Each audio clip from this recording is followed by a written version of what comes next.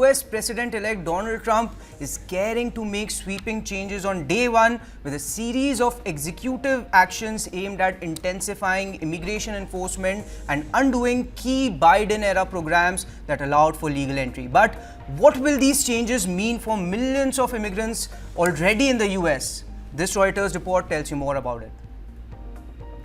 Donald Trump is expected to take a slew of executive actions on his first day as president to ramp up immigration enforcement and roll back legal entry programs, according to three sources who spoke with Reuters. Here's what the president-elect could do once he takes office. Executive actions proposed by Trump would give federal immigration officers more latitude to arrest people with no criminal records, surge troops to the U.S.-Mexico border, and restart construction of the border wall. Trump is also expected to end President Joe Biden's humanitarian programs that allowed hundreds of thousands of migrants to enter legally in recent years, and could encourage those with expired statuses to leave voluntarily. Migrant arrests reached a record during Biden's presidency, straining U.S. border enforcement. But illegal crossings fell dramatically this year as Biden instituted new border restrictions and Mexico stepped up enforcement. The U.S. Department of Homeland Security estimated there were 11 million immigrants without legal status in 2022, a figure that may have increased. Trump said Tom Homan would become his border czar. The former acting director of U.S. Immigration and Customs Enforcement from 2017 to 2018 under Trump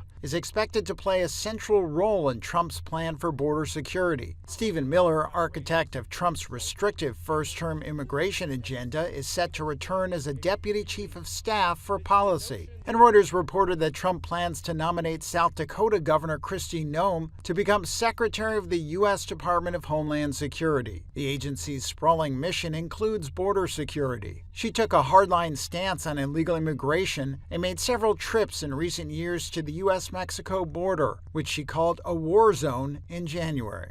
Sources have told Reuters that Trump intends to scrap Biden administration guidance that prioritized people with serious criminal records for deportation and limited enforcement against non-criminals. The Trump order would call for deportations to prioritize people charged with felonies and people who have exhausted their legal avenues to remain. But the order would not restrict officers from picking up other potentially deportable immigrants.